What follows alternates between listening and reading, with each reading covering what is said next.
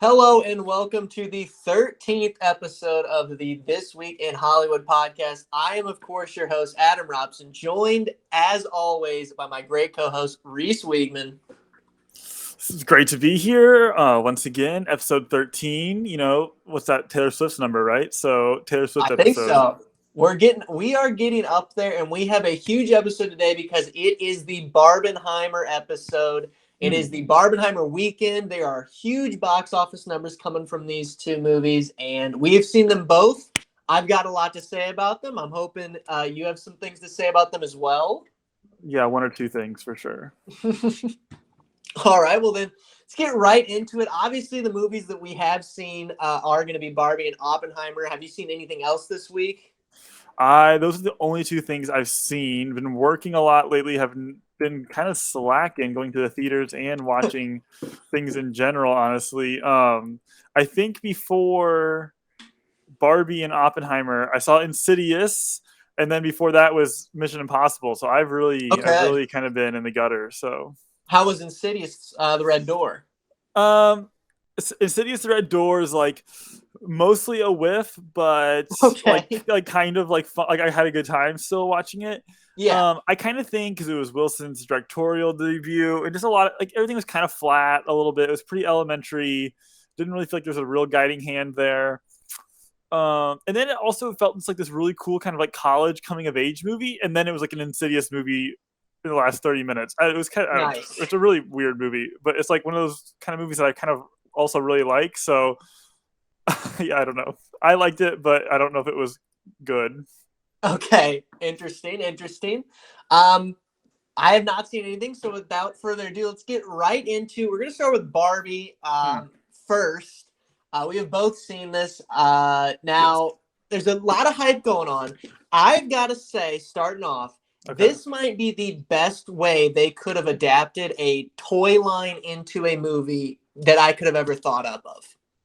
Yeah, I would like to say something along those lines to start also. Like, this is an incredibly ambitious film. It's like really remarkable that something like this exists at all, and that should have a ton of merit in and of itself.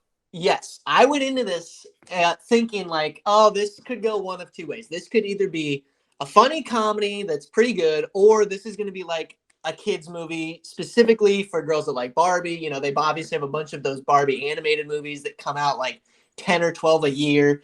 And this one is so detached from both of my expectations. I kind of loved it. I wouldn't say it's a perfect movie, but it was extremely funny. And I was surprised how well they wove in like more modern issues and themes and topics into this movie and still delivered on the comedy side. Yes, I liked it. I liked it a lot. And it really has it all going on, or at least tries to. Like, its charm is like totally undeniable. It's like a super charming movie. I do think its bite might be a bit bigger than its mouth is. I think when it's at its best, Margot Robbie's center stage, Greta Gerwig is dialing up a thesis on the female experience, and the visuals are incredible the entire time. But there's kind of like three movies that are all happening at once here, and it's like too many for me. Okay. What do you mean? What would your three movies be then? I could obviously see like Barbie dealing with I wouldn't even say like, I guess being depressed because the people in the real world that are playing with him are sad. So that would be one movie. The second movie is obviously Ken completely taking over Barbie land. What would the third be? The third is the worst thing happening. It's like whenever they kind of half-ass did the like, all these movies where it's like, okay, well, we're gonna take this character who lives in their own world and bring him into the new world. It's like, okay, great. But then they like, I could have done without the whole like Mattel, like corporate suits. Okay. Like trying to get Barbie back into nonsense. Don't care. Get Will Ferrell out of this movie. I did not like it.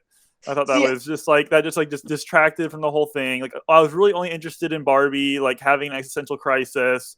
I like all the Ken stuff. That was like really fun. But like, I felt like a lot of times Barbie kind of got left behind. And this movie's called Barbie. And all of a sudden I'm like watching it. I'm like, I don't know, Ken's here and Will Ferrell's here and the mom and the kid are here, and then like Margot Robbie is like literally just like lying on the floor for 20 minutes. Yes, it was. I would agree with that in some ways. See, I'm the opposite. I think you could have left the Will Ferrell Mattel thing in it. I think that was okay for the couple cutaways it was. I wasn't in love with the mom daughter like relationship. Oh, I have a few things to say about that too. Yes, coming into Barbie Land, I didn't particularly like that. But as you were saying, this is a Barbie movie. Ryan Gosling kind of steals the show as Well, Ken. that's the point. Yes, that's Yes. kind of like Ryan Gosling kind of steals the spotlight of the whole thing. He is a transcendent performance. Yes. Now, Margot Robbie throws absolute heat in this movie and is incredible, but Gosling is just like, I don't even know. Like it's just insane what he's doing. I've already decided that I'm going as evil Ken with my fake mink and my lightning headband for Halloween based on this movie. That's good. That's a really good one. I'm going to be honest. There's going to be plenty of Barbie costumes this year for Halloween. I can already see it.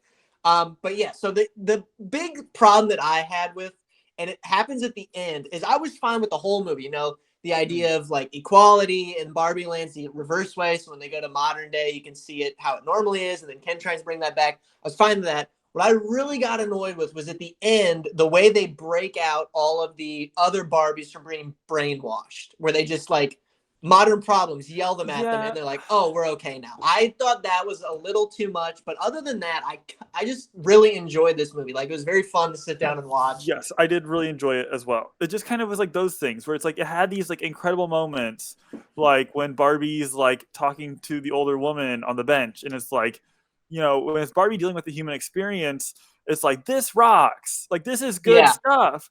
And then even whenever she meets the kid for the first time at the high school, I'm like, oh, this is gonna be like 13, like this is about to get nuts. And then it like doesn't quite go anywhere. And then the mom's in it, and I'm like, yes, like, the mom and the daughter. Sorry, like America Ferrera. I love Sisterhood of the Traveling Pants, but I think she is bad in this movie. I think there's too much of her, and she's giving like too earnest of a performance or something. I don't know. It felt very off to me. See, my problem with her is also like this movie, especially with, first of all, Greta Gerwig and Noah Baumbach in this, like writing, directing, is ridiculous. That is a great pairing. They've made great movies in the past. Love Lady Bird, love Marriage Story. They did such a good job of showing the modern world problems, like subtextually in a Barbie movie. And then, but then they have the needless, again, the mom and the kid who just like scream out the message of the movie over and over again. And it almost like takes away. The movie ended for 25 minutes. It was like, holy cow, like when's this thing going? And I agree with what you're saying. I understand the message, but at one point they just keep yelling it at you so much. It's like, okay, we got it a long time ago. Can we see, you know, Ken again, obviously, can we see Ryan Gosling on screen again? I don't want to see this mom and her daughter in a van. Right. And well, that's kind of what I thought was like, this is my other interesting thesis maybe, is that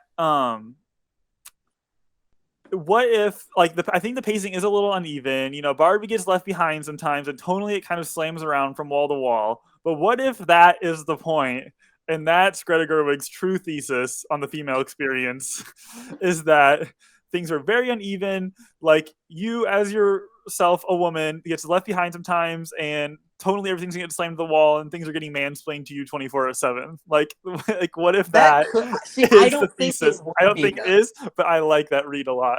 I was gonna say as well, the pacing. I never felt like the pacing was terrible, but at the beginning, it was like really fast. Like it was shooting through everything at Barbie Land at the beginning. I'd only seen the first trailer that came out a while ago, so like the two big funny parts of the trailer, like right in the start, I'm like, oh God, is that going to be it? Obviously, it kept going from there. And then it slows down more. And then again, Barbie just gets completely left behind, which is terrible because Margot Robbie's good in this. Someone else in this who's really good that I usually have not been a fan of, Kate McKinnon. I thought she was great in this and very, very funny with Weird Barbie. I thought that was a very interesting cut. She was great. Yeah, I really like that a lot. But yeah, like you were saying, I think the way it lays out its agenda, its message is done so well. And having Ken come to the real world and experience the patriarchy, and then you know, think this is the best thing, and then take it back, and then obviously it's kind of like how things are. It's like obviously totally reverse how things are in the real world. Yeah. Compared to Barbie Land. And I thought that was such a good way to, show maybe people messages if they are not understanding certain things again, in like that's just such a cool way to be like, look, this is you're experiencing things this way, this is how it would be if it was reversed. And it just, I think it's a really good way to get two sides of people onto the same level here. You know what I'm Yes. saying? I Yeah. thought that was really, really well done. Yeah, I like the end where, obviously in the real world you have the patriarchy where the men are like, I wouldn't say in charge, but like overbearing, obviously, like you're saying, Yes. mansplaining. And then in Barbie Land, it's the opposite, where all the men in Kens just live to be noticed by Barbie. Like that's the first line they say about Ken in the movie. And at the end, you want them to work together and live, like together, equality and all that. And I think that was really well done in this. I Yes, just and wish. Barbie says, they say, oh, how much power are the Ken's going to have at some point? And then she said, well, Yes. as much as women can have in the real world eventually. I think that was just like Yes. such a good way to tie everything together. Lay your social agenda out there, which is, I thought it was, that was really great, really well done. A good way to like say your piece without being like, it was never preachy. It was very show don't tell, even though there was a lot of telling still. But I thought it was just like, it was a very accessible way to show that message. Yes. There's just like, and again, the comedy in this was like so good as well that even they have this message that we're talking about, and like it's very clear and well done, and Right, it and deserves to be it put in the is a movie. comedy. Yeah, we're talking about all the politics of this movie, and but this movie is a comedy. And you can't Like, yeah, overshadow how funny it is. Like no, there's it's scenes just that I've there's thought about in my hysterical. head that I just keep laughing about. Like when Ken does the Saving Private Ryan beach day speech, Yes, when he's saying we're gonna charge the Malibu beaches. Simu Lee is also really funny in this. I thought he did very well. I hope he's in a lot more, but with how he's tied into that Marvel contract, who knows? It'll be interesting to see what he that does. was great. And then like at the end, whenever they were doing the whole Ken battle, and then it was in this dreamscapey type, Yes. very artsy world, and see, it was like, I'm like, this rocks again. But then I'm like, what's happening with Barbie, and like what is Yeah. going on right now? I'm like, it just like everyone's talking about how it was like, wow, it was incredible that Greta Gerwig got to do whatever she wanted, but I'm like, I still don't know if she quite did, because there were some moments like that where it's just cooking with gas, and you're like, this is the most artistic, humanizing thing ever, and then it's like, hey, what was going on? But then like it just feels kind of distraught, or just kind of pieced together sometimes. So I Yeah. still think it wasn't quite maybe the movie that she totally wanted to make. That's just pure speculation. But when it's on, I mean, it is absolutely on. Yeah, and I think obviously in the review that's on my channel, not a shameless plug, but I said like even at the end of this movie, I'd be looking forward to a sequel. But I think if they're going to continue this, the way to go is you've got to do the Ken movie and just let Ryan Gosling shine. I think that is, especially after seeing this with how he's propped up and how well he's written, I think that's definitely the way to go. Interesting I to think about. I'll die on that hill. But before we wrap up here, what would you rate this out of 10? Yeah, tough. I think it's like a 7. I could see a 7. I gave it an 8. I really like this movie.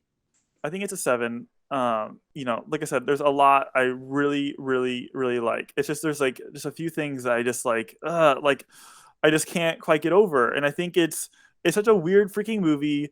It's fun for a lot of times, and then I just think it thinks about itself a little too hard, and I think it Yeah, loses touch of itself a few times. I think definitely. I didn't think about this before after seeing it, but after talking to you, I definitely think it's weird that for the Barbie movie, she's not in it as much as you would think she would Right. be. And again, Exactly. even when she is in it, she's overshadowed by Ryan Gosling and Ken because he's killing it. But yeah, I still think 8 would be good. I'd hope that Greta Gerwig gets to make another one of these. Maybe like she can do a Barbie 2 and be solely focused on Barbie because they do a Ken spinoff where he can have his own movie. That would be interesting.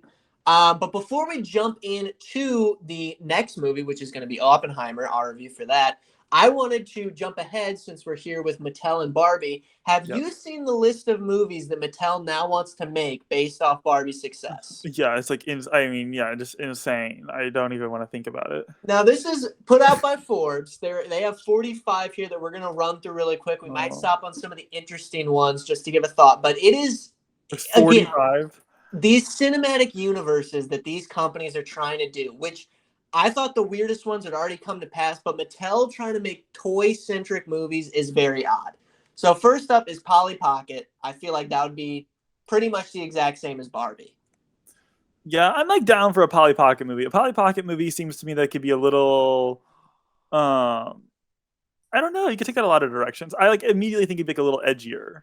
You know what I mean? Like you can kind Yeah. of get a little crazy with the Polly Pocket movie. Now, a lot of these films have kind of already been announced and like slated cast-wise. So the Polly Pocket movie is supposed to be written and directed by girl star Lena Dunham and starring Lily Collins. Awesome.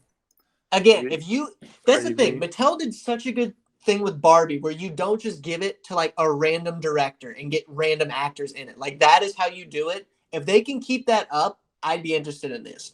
Next one is an Uno movie that is based around the Atlanta Stupid. rap scene and stars Lil Yachty. Dumb.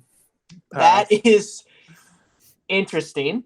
Then the Barney movie with Cool. Daniel Kaluuya is set to be in it. I guess cool. I'd love to see Daniel Kaluuya do something interesting. I've heard at one point it was going to be a horror movie, which I would kill to see a Barney horror movie. That would do something. Yeah, yeah, maybe. I don't know. After the Winnie the Pooh thing that came out last year, I'm like have my Did you see that? expectations tempered. Yeah, I saw it. How was it? It's really bad. It's like my Okay. least favorite movie I've seen in a long time. Okay. That's kind of what I figured, but I never really saw more than the first trailer. Yeah, it's like really bad. Next up is Major Matt Mason. I have no idea what that is. Apparently an astronaut action figure with maybe Tom Hanks in the leading role. Stupid, dumb. No one knows what that. No one knows what that is, and it just like you can say that title and you could be like, who do you like? I would have no idea what that is. You can say there's a movie coming out called Major Matt Mason. Who do you think's in it? I'd be like Tom Hanks because it just like dumb. Yeah, very stereotypical casting.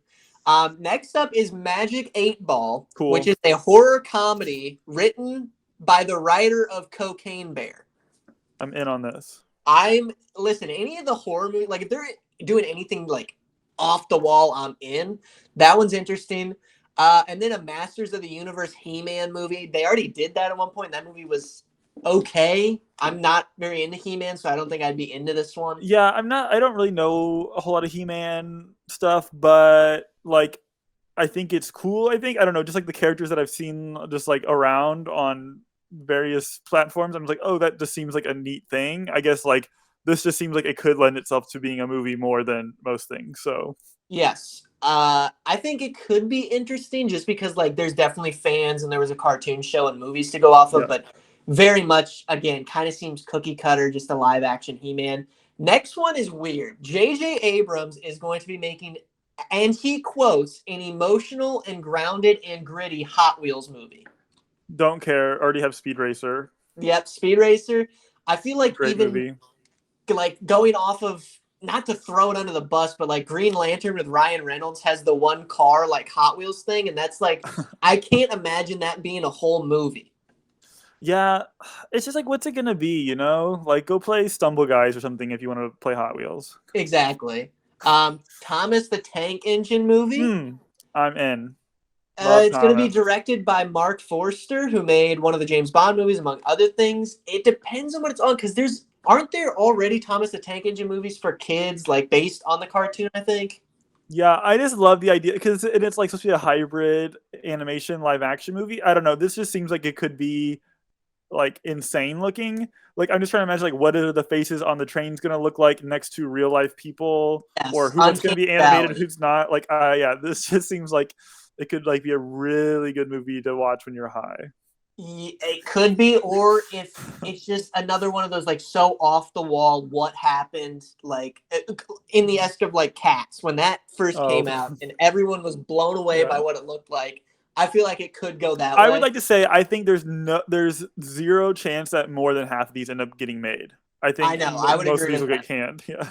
So, this is the last one on the list that Forbes had. So the ones I've read are the ones that have been announced, but apparently there are plans for 45 total. And the last one is Rock'em Sock'em Robots with Vin Diesel as our star. Yeah, I'm like in on this. Yeah. It's just so I want him to be the robot on the stand. Yes.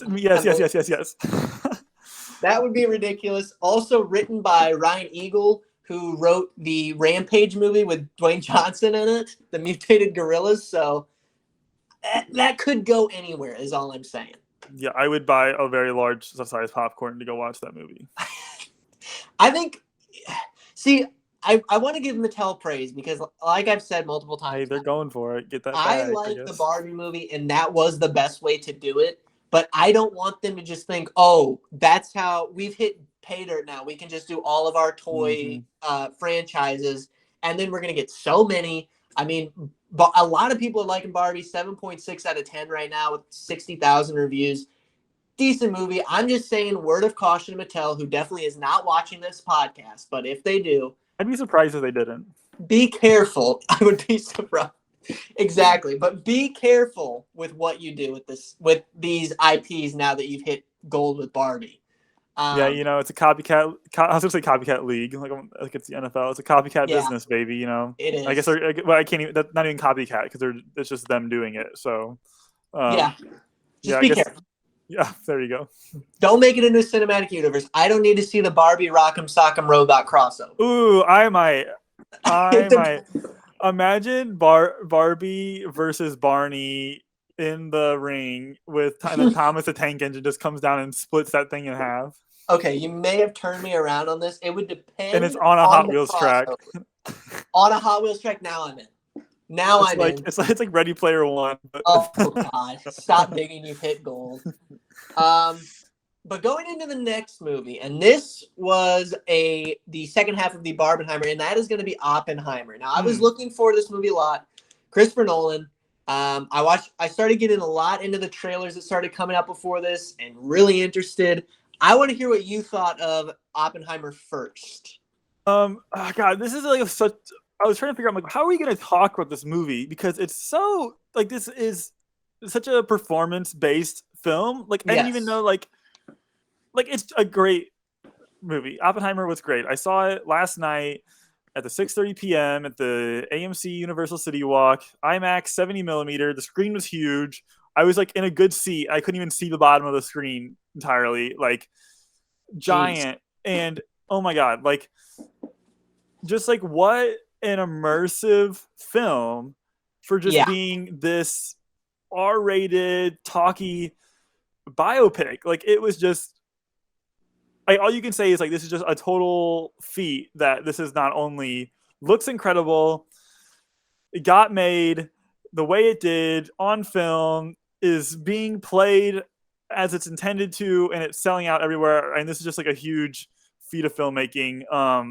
Might be my favorite Nolan right off the bat.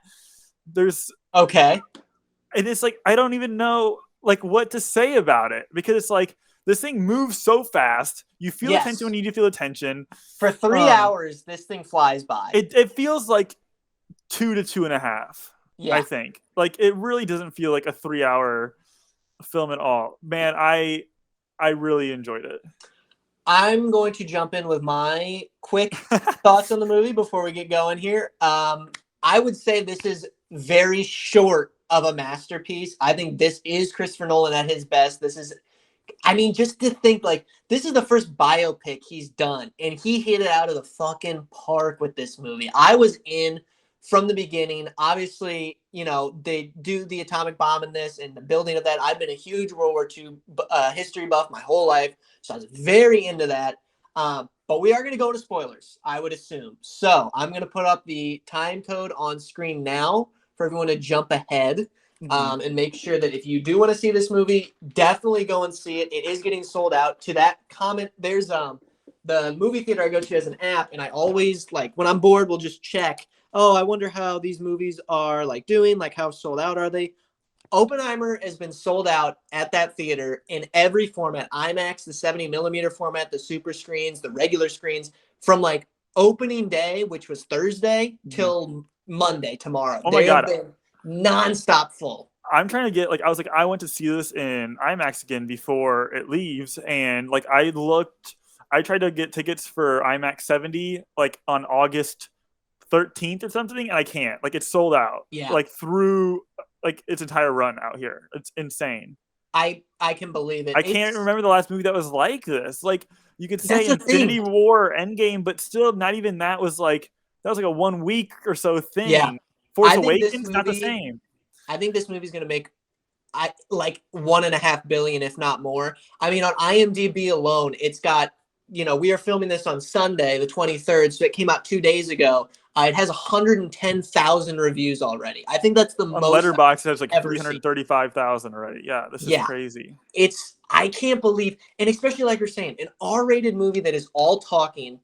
We are in spoilers. You do get to see the bomb once. It's incredible. I love the sound design in that, where it's completely silent, and then when that shockwave hits you, and it just bang right back into that movie. But for a movie that has like no action, not an existing IP, to make the kind of money that I think it's going to make is astounding. I'm excited for it. Yeah, Now, gosh, and just like just the performances in this. I mean, yes, like, we will get into those. We will get into some okay, performances. Right off the bat, I will say that I love this movie, obviously, but I think every rewatch after is really going to make that first act seem, I wouldn't say dull or boring, but make me want to get through that, because I loved the Los Alamos stuff with building the bomb. And then I would say I loved as much, if not more, the cabinet hearing and the security yeah, clearance interrogation at the end. yes, yes, That yes. might have been better than the middle for me. Yeah, I agree. And a lot of people are kind of saying they're like, oh, like that last hour, like not worth it. Could have been out of there. And I'm like, Oh, it was worth it. that was some great stuff, man. But I will say I watched before this, I watched on the Criterion channel, there's this documentary called The Day After Trinity. Yes. And man, was I glad that I watched that ahead of time and just had an idea really of Oppenheimer and his whole story, what all happened, what happened to him. Hearing firsthand accounts from the people portrayed in this movie, that was so great because this film flies, and there are so many. Because it's not a movie about building the bomb or the events that happen. It is like you are in his head the whole time. So there's these big historical moments that happen, and if you blink, you miss what's going on. If you don't know, because it takes no time to set up the cultural context. It gives you no extra context. You're just in his head. So going in with a little bit of knowledge, I think will really help you have a better experience. I definitely want to check out Day After Trinity. But to a point you just made, especially with how fast this movie goes by, and this was one, again, you won't be surprised what I gave this movie out of 10 at the end, but there were very small problems I had. The first one, like I said, that beginning is not bad, but I'm going to be like, okay, get through this. I want to get to Los Alamos. I want to get to the Senate hearings. Those are the cool parts. And again, to your credit, the people in this movie give great performances. I can't remember most of their names. When they show up on screen, they say the character's name very quickly in passing. And then, like, for most of the movie, I'm like, oh, there's Alden Ehrenreich's character. I love him. I don't remember his name when they're talking about him or any of the other scientists. But when they show up, I'm like, oh, yeah, that's them. They were giving good performances. I know what they've done. But if it's like Oppenheimer and Matt Damon together talking in a scene and they allude to another scientist, completely lost. Didn't know who it was at all. Yeah, there's some of that going on, especially in like to a similar point. Like it's just so freaking cool in these movies whenever you have like Rami Malek like playing David Hill, and he's just like in the background of the scenes. You're like Rami Malek's just like in the background of the scene, like doesn't say anything. It's just cool to have these like A-list actors playing like 12th build people. Josh Hartnett's in it. I mean, yeah, that kind of stuff just was really awesome for me. I don't know, love it.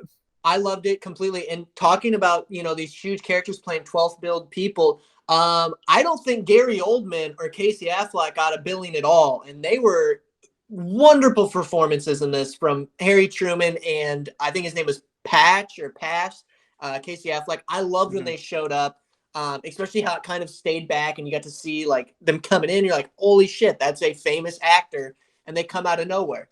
And then again, with Rami Malek, this was my other one of my other problems with the movie, and it goes heavily with Rami Malek and Emily Blunt. I think Emily Blunt does great in this, especially at the end when she is in the security clearance meeting and she gives a great answer to Roger Robb's character, or Jason Clarke's character, Roger Robb, who also does a great job. But then the rest of the movie, she just like is an alcoholic in the background. And after her scene in the committee, I'm like, I wanted more. Same with Rami Malek. I didn't think he was going to talk the whole movie. And then he gives a great monologue at Strauss's cabinet keyring, I'm like, I wish he talked more in the whole movie. Yeah, and that's an interesting like thing to wrestle with because, like we said, like it's from Oppenheimer's head. So I think doing it like that is a little bit of Nolan kind of condemning Oppenheimer as a person because it just shows how self-centered in a lot of ways that he was. You had these huge pivotal people in his life who are defending him at a lot of times, and but to him they weren't big parts of his life. You know, it was all him. Yeah. Like Emily Blunt, like is just kind of in the background. She's just doing her thing. Rami Malek, same thing. And so from a story perspective, when you're like thinking about watching movies traditionally, it does feel very bizarre.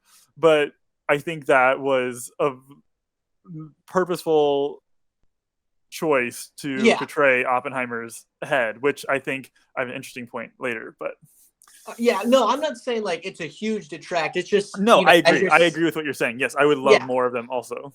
Yeah, and again, just like the huge actors that are small parts. Rami Malek, Kenneth Branagh's in this as Niels Bohr. He might have 2 scenes in it. And then some some startlingly good performances. I love Dane DeHaan in this. I haven't seen him in anything for a long time. He played a great asshole military guy, as well as David Desmalchian, also barely in this, but I loved him. I mean, it's hard to say what I didn't love because everybody in this gives great performances. And now I want to talk about Robert Downey Jr.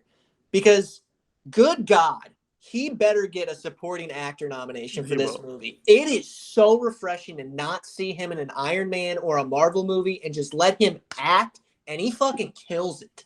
Yeah, I mean, when's the last time we've seen him like in this form? Like Zodiac? I don't know. Like exact 12, 15 years ago? It's ridiculous. No. Downey Jr. was really incredible, and everyone's giving him the praise, but I thought, man, Benny Safdie absolutely I would say too. I dialed up in this, and I don't want to take anything away from Downey Jr., but like I just don't see Safdie getting his flowers at all for this. No, Safdie was great. See, the problem that I would think is even out of the theater. So I saw this with my mom, my dad, and Eli Ward. Shout out to him, great friend. I loved the movie, but when we were talking about it after, and they were like, "Oh, these were great performances," I'm like, "Yeah, Benny Safdie killed it." First of all, they had no idea who Benny Safdie was. And even when I said his scientist name, again, because there's so many, they still had no idea who he was. So, again, there's just so much in there. Robert Downey Jr. is definitely the standout movie, Yeah. Oh, my God. But, and you kind of had the dialogue problem again with this thing. Like, I was like, even watching, I was like, man, I cannot wait to watch this with subtitles. See, I didn't get that. I've heard different things from different people. Like, different reviews have said, like, oh, dialogue problem, still clearly here. Other reviews have said, like, oh, dialogue problem, like not a thing with Nolan anymore. And so that was how loud was your theater? So I saw this in IMAX. Yes. I did not see it. I had DL1, not even DL2, which is an absolute travesty, nor 70 millimeter. But I mean, I've heard the same thing. It's different. Mine was loud. Like when the nuke went off, it shook the seat I was in. But I never had a problem hearing anything they said. I felt like the mixing was completely dialed in on this. 10 million times better than Tenet ever was. I thought it was still better than Tenet, but even like I was just surprised seeing it at the theater I saw it in. It did not strike me as being remarkably loud. Like it's theater to theater. It's gonna be a theater to theater thing. But like just the theater I saw it in, I was like, ooh, this isn't like this. I don't think this is. I'm not watching it as loud as a lot of people are watching it.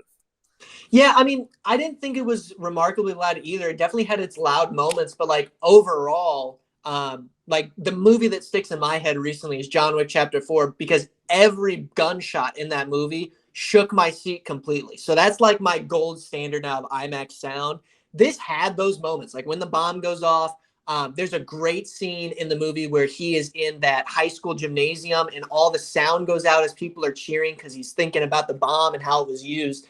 And then the sound comes back there. And again, when it takes those 2 scenes where there is no sound at all and you're just watching the screen and then that sound comes back, I feel like that's a really good use of sound. It makes the scenes a lot more impactful. An incredible scene. Yeah, not incredibly loud, which I didn't really expect going into it. Yeah, I just want to talk about that scene for a second because, I mean, the anxiety that you feel not only in that scene, but in probably the 25, 30 minutes leading up to that. And Nolan's cutting so fast. The Trinity test? Yes. Yeah. And you just feel the anxiety building and building and building for whenever this bomb's going to come off. And usually I heard someone else say this too. like if there's ever gonna be a big bomb, a nuke, or something that's gonna go off in a movie, you're like, I'm kind of excited for that. I like to see a big explosion. I want to watch Yeah. this bomb blow up. And here you're like not excited about it. Like you are so in his head. Yeah. And when that thing goes off, I mean, it was cool to see the explosion, but I can't even remember a real moment of how that thing looked. But I can so distinctly remember the look on Cillian Murphy's face when that Yes. happened. Yes, 100%. It's much more, especially going into this. I was debating with my dad because my dad didn't think they would show the nuke in this, and I was pretty sure they were. And then, sitting in the theater before watching the trailers for the movies, I'm like, oh my God, I really am looking forward to seeing this explosion. And then, like, 40 minutes in, when they start getting to the building of the bomb, and like you said, the editing that is so fast paced and moving and just so fun to watch.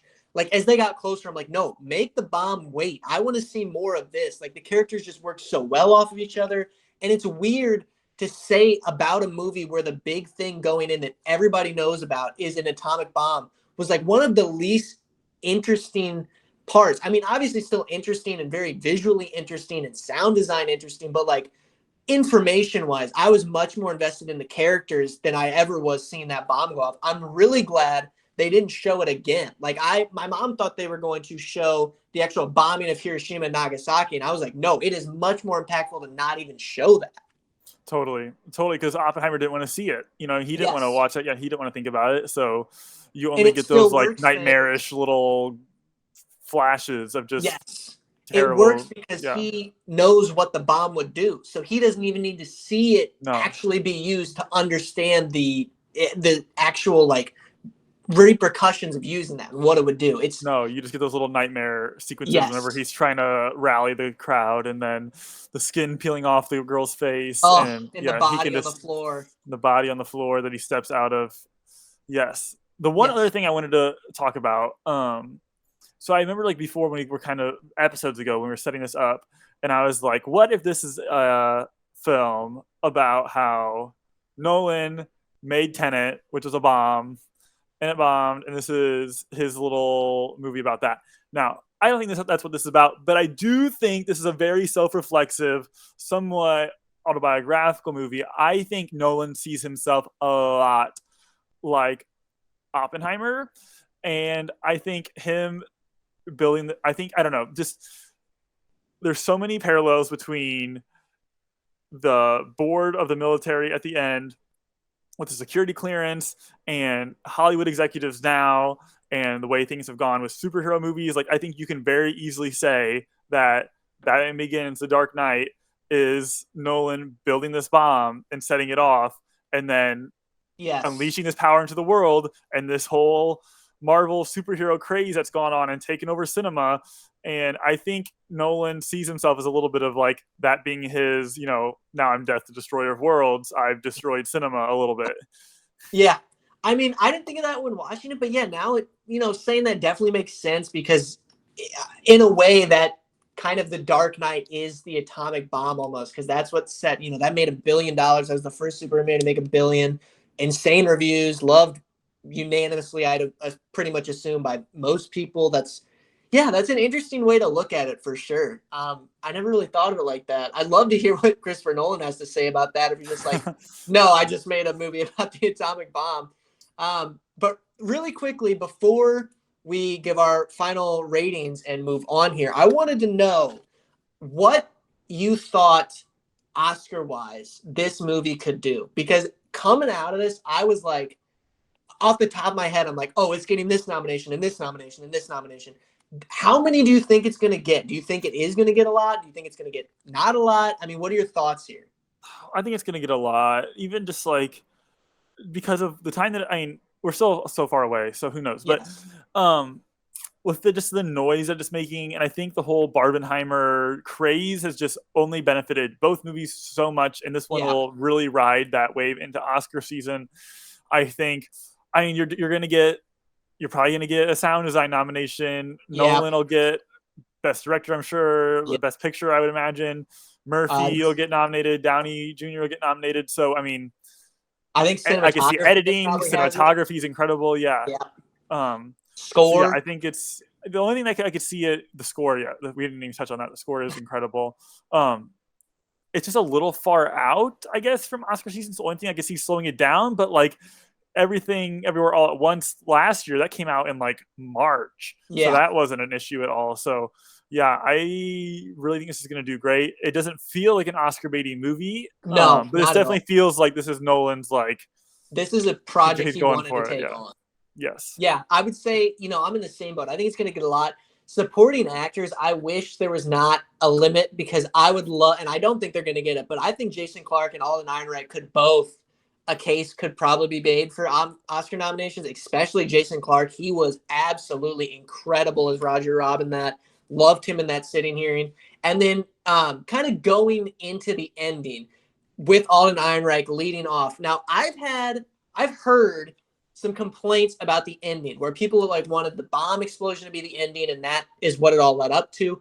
I loved the ending with Einstein and Oppenheimer at the lake, and especially the line from Alden Ehrenreich. So, for those of you who haven't seen it, which if you're in spoilers and you haven't seen it, you're making a mistake, or if you forgot, Strauss the whole time, Robert Downey Jr.'s character, is wondering what Oppenheimer said to Einstein because then Einstein wouldn't even look at Strauss because he's like, oh, if a man with that much power could get Einstein to not even look at me, what did he say? And then that line delivered at the end, once Strauss is not allowed on the presidential cabinet, and Alden Ehrenreich's like, did you ever take a second to think they weren't even talking about you? Mm-hmm. And then you get that final scene with Oppenheimer and Einstein where you realize they weren't even talking about him. And they were talking about how, originally they had a calculation that alluded to the atomic bomb igniting the atmosphere and ending the whole world. And it didn't, but in a way, unleashing the bomb did, because you put the Yep. world into the Cold War. You showed them this power. I loved the ending. I thought the ending was totally fitting. Really, really loved it. But yeah, we didn't even touch on Einstein. I don't know why. Maybe this is probably totally a me thing.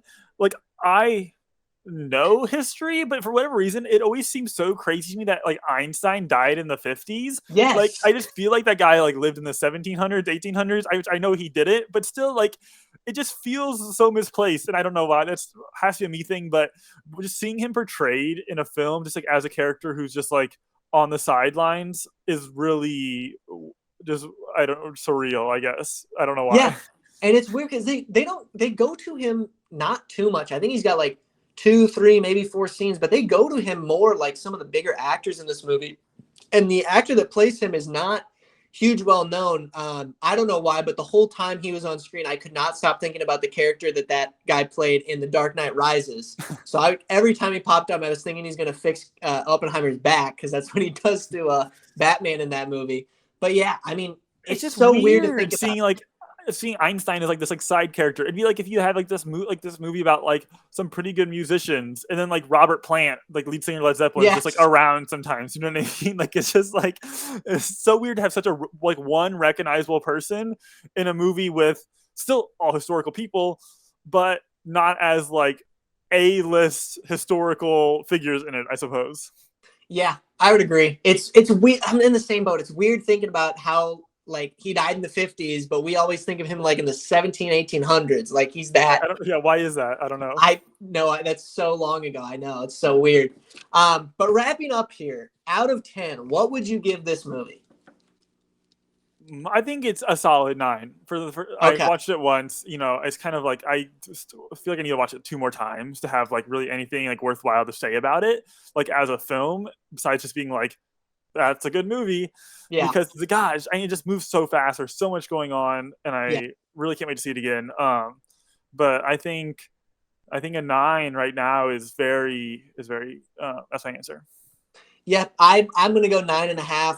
Like I said, short of a masterpiece. The filmmaking on display here is breathtaking. The acting on display is breathtaking. Everything, like you said, we didn't even talk about it, but the score is great. Mm-hmm. I watched a little behind the scenes thing before it was made with the actual composer. Just listening to that is awesome. It's incredible. I really like this movie. This is probably going to be my movie of the year. I can't see a lot of other things taking that. Maybe Napoleon later this year, but it'll be close. After seeing this, definitely cementing my prediction. I think it was last week where this Oppenheimer and Napoleon were going to be head to head at the Oscars with nominations and awards. This was a good start. But just like really something I didn't even think about is like the whole build up to Barbenheimer. And everyone's like, oh, we've got to see both. Oh, this will be so much fun to see a dark, gritty nuclear apocalypse movie and then Barbie after. But for both of these movies to absolutely hit it out of the Yeah, park and just being well made, I feel pretty like that's not remarkable. happened before. Yeah, because I mean, what were all the comparisons? Like the last time it was what? It was Mamma Mia and The In The Dark Dark Knight. Knight. And yeah, I would say, I mean, Mamma Mia, good movie, say what you will. But yeah, it's not like Barbie, like, yeah, it's a different animal than Yeah, that. So exactly. yeah, Again, Dark I Knight did not is watch them both at once in the same day, and if you did and you had fun, good for you. But I can't imagine doing that. That seems like that would have been terrible. So yeah, I didn't see him at the same time either. I feel like if Oppenheimer was shorter, it wouldn't have been so bad. But I saw one of them on the 19th, one of them on the 20th. So separate them a day apart. But yeah, I was excited for both of these going in. Definitely a great time. Definitely go out and see them. Great time for cinemas. And then movie trailers this week, we only have one. It's called The Holdovers. It has Paul Giamatti in it. yep. What do you think about this movie? Because I've definitely got one thing to say that we have echoed, I think, 2 times before already. I'm like, I watched this trailer probably during the when I went to go see Mission Impossible. That's when I saw it for the first time, and I'm excited. Like I'm like, oh, this is just like a movie. Like I think Yes. like I don't know the last time I've just like watched it. I'm like, this just looks like a movie's coming out from like the late '80s, early '90s, like dramedy type situation, and I'm just excited for it. And it just is Yeah. like, and it's like it's totally original, right? Like it's just its own thing. I don't know. It's just like there doesn't seem to be any gimmicks. It's like here's a movie, and it's just that feels so refreshing. Yeah. I would say though, the thing that I was alluding to, Yes, a lot of this is in the trailer. I feel there like is a lot in the trailers. Yes, I don't most of the movies in the feel like there's a trailer. whole lot of mystery. No. That's fair. But like I don't know, I kind of don't care. Like in this kind of case, it's like okay, they're going to be over there and they're going to have the relationship and it's about life and Yes. different generations. Blah blah blah. We've all seen it before, but like that's fine. I don't care. This looks good. I'm excited. So besides Paul Giamatti, not a lot of known actors in this. Excited to see how they do. I've never heard of this director before or writer before, so I'm interested. I'll probably end up seeing this, but yeah, I just wish again these trailers have too much in them that I wish they just would not go or feel Of like they have to course. do so much. Like put some good scenes in there and then let it go. Don't put all your big plot points in there. Yes, I agree. And whenever I try kind of not to watch trailers a whole lot, and then Yeah. whenever like if I'm like at the theater, I'm like usually like on my phone kind of the whole time, so I'm just half taking everything in. So that helps. So moral of the lesson of the day is be on your phone more in the movie Yeah. theater. In theaters, yeah. Yeah. And then wrapping up for the last bit of general news or just some things that I've noticed. Yep. Have you seen how many of these musician biopics have been coming out now? There's been a few of them. There's been a There's few. been more than a few, and I don't know if I'm not a big music guy. Like I enjoy music, but I'm not like Mhm. into all the people that make music and into them. But like started with Bohemian Rhapsody, I think that was the big one. Then we got Elvis right after that, which was Academy Award nominated movie. Rocket Yep. Man following. There was I think two different David Bowie things that have come out, and now there's a Bob Marley one coming out Barbenheimer. and a Biz Markie movie coming out. And it just seems like I don't know if I don't want to say it's the same as like when Marvel got a cinematic universe, they all started making cinematic universe movies, but Bohemian Rhapsody was critically acclaimed, Academy Bohemian nominated. Mhm. Elvis critically acclaimed, Academy nominated. And then it seems like because those were so good, they're like, all right, what musicians can we bring out? Yeah, it's just like an easy way to make money again, right? And like all these Yeah. things are going to pump out for a while, and like ultimately, usually these movies are like objectively not very good because it's like, oh, what do you mean you can't like tell someone or a group's life story in like 100 minutes? Yeah. But I still kind of like watching them, like you know what I mean, like The Dirt, which is the Motley Crue one that came out like on Yep. Netflix exclusively, like after Bohemian Rhapsody, like is a pretty like people don't like that movie, and I'm like, like I don't know, The Dirt's like a fun movie to watch, you know. Same thing with like The Runaways, and so yeah, I would say of all the things we have to watch out for in terms of trends in big Hollywood films between Hot Wheels and like now just like businesses getting their own biopics, like after BlackBerry and everything Yeah. coming out. Like this is kind of the one that I'm not quite as worried about. I'm like, okay, if you want to tell us a band stories, like I will be there. Don't know if I'll be there for like the story of like how the Xbox power adapter got made whenever they get to that one, but Yeah. so bigger I'm fish not to fry, against but I'm not like super excited about any of them ever. I'm not extremely against these movies either. I think, like you said, they're definitely a moneymaker because not only are you going to get people that like movies, or if the movie's good, word of mouth, but you're also going to get fans of the musician or the band coming to see this. But again, I'm not against these movies, but just kind of like with the more and more these come out, you kind of start to worry a little bit of them like being shown in a bad light. Like, what if you do a movie about a musician and then you show a lot of things in it that like weren't necessarily true or paint them in a bad picture. Well, I sure. know that was a big talking point of Once Upon a Time in Hollywood. People were upset about how Bruce Lee was depicted in that. So I just am worried that might start going if, these movies obviously make money and they just start spitting them out like superhero movies. When the care gets taken away from it, you don't really want that to happen.